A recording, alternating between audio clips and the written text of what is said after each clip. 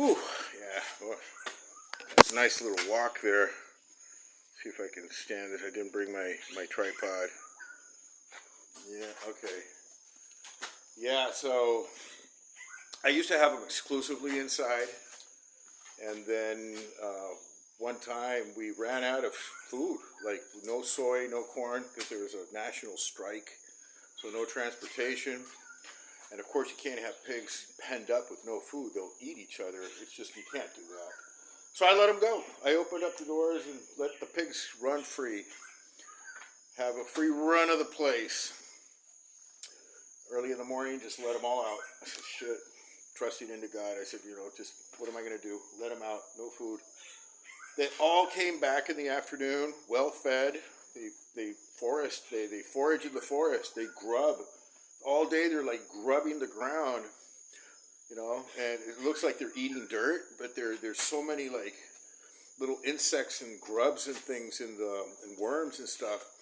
They came back well fed. They all filed into their own little corrals, like they knew their own apartment, and that was it. Next day, let them out, and they'd come back in the afternoon. So I said, shit, why am I feeding these pigs if I can feed them for free? It takes a lot longer. Like, you can raise a pig like in 5-6 months, with just soy and corn. And foraging, it'll take like twice as long. But you do the math. I mean, they forage and it's for free, right? And I was spending I'd bring like 5 tons a month of soy and corn, 3 and 2, be like my combination there. I'd boil up these big 50-kilo vats. Kilo measure of weight. That's how much, corn or soy I'd put in there and boil up and just cook and then feed it. These pigs love that shit. They grow fast. They fatten up real quick, but it's very expensive. And if you have, like out here, say you have a soy and corn operation where you're planting like hundreds of hectares, and you got that's your business, agriculture, all that you glean like from the edges, or whatever is the throwaways and all of that, and literally you can, print money with that, that throwaway soy, the throwaway corn, by feeding pigs. And it's like pigs are, the pork is just as valuable as the cattle, and they reproduce 3 times a year. And they have like 10, 12, 14 little piglets. So it's like a massive exponential rate of reproduction. And if you have food, it is like printing money. It's basically that's it. Now, if you have to buy like soy concentrate and everything is like done with math and accounting, and you buy this and you feed it and everything's like got margins and stuff, then it's a different proposition. And it still makes money, but it's just a lot more, expensive. The pigs, say you sell them for $250. You'd probably be making $30 net profit after feeding them and taking care of them. If you're doing this like in the wild, like I was doing, like just letting them go, and hoping that most of them come back at night. We did have some losses, but it was like just here and there. They would come back because here they had their warmth at night.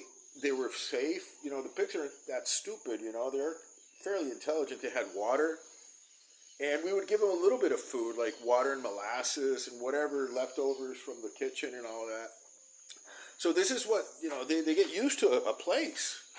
As long as you're not being mistreated and, they have something, they'll come back. They'll go out and eat. Anyways.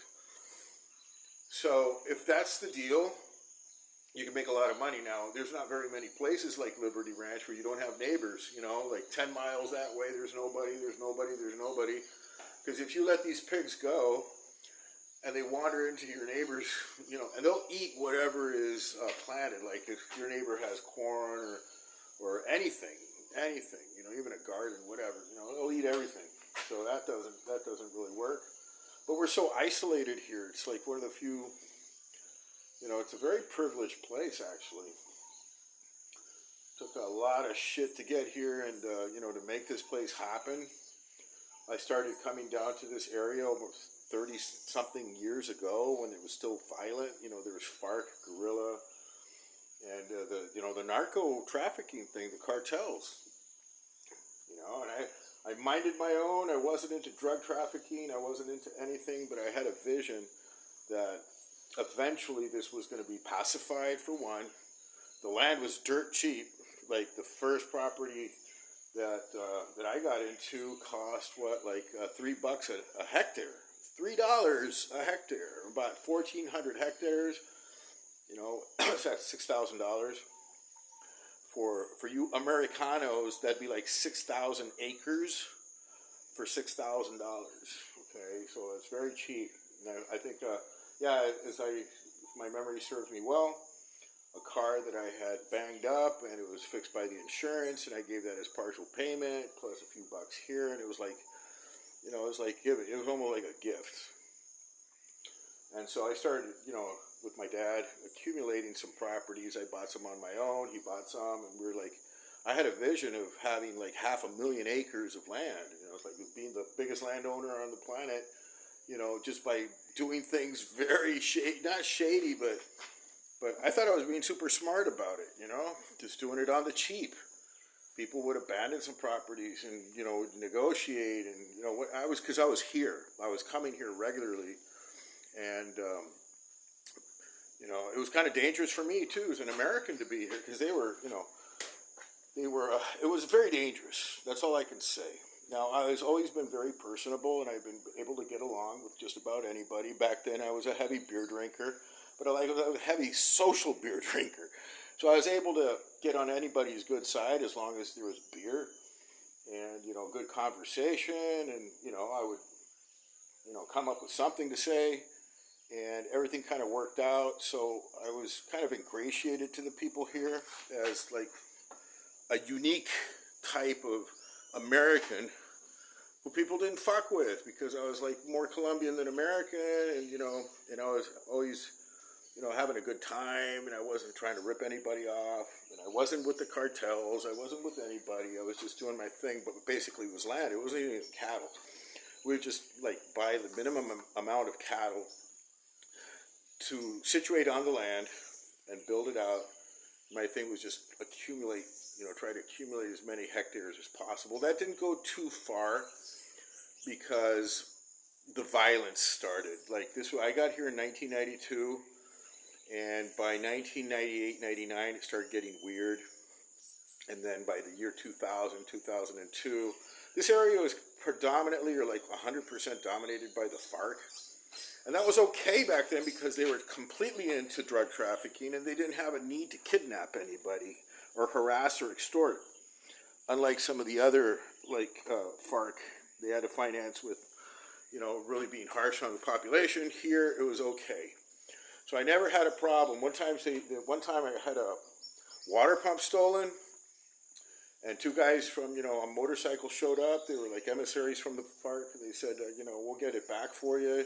Who do you think, or what happened? They asked me and all that. I said, look, I'll just let it slide. I don't want to be beholden to you people. I told them up front, everything's cool. You know, I'm just minding my own. I really don't want to be identified as FARC or anybody. And just everything's cool, you know. You know, just leave me alone. So that was that. And then the paramilitaries came. And the paramilitaries came, you know, with the order to exterminate the FARC. And so there was a war there. And by that time, it got scary, and so I left. I left and didn't come back. That was back in 2002.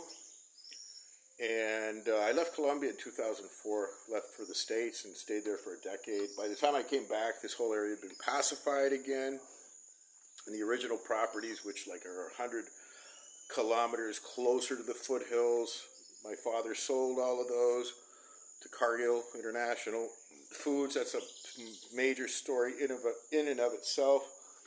And bought this property down here, this Liberty Ranch, the like prime property in this entire municipality, which is the largest municipality on earth. Cumaribo has 65,000 square kilometers. It's the largest individual municipality of any country, any nation on earth, bigger than any municipality in Russia or anywhere. So this is like big, and this is like, it's the oldest most established property. The owner, this old guy, he'd been here for his whole life. He was transported. He was a trucker who had a shop here, and he just got old and tired, and he wanted to sell. And there were no buyers at that time, and we came like just at the right time with the money, and it was a cash deal, and that was that. He was happy, we were happy, and then now we're here. 10 years later, that was back in 2011. This is 2022.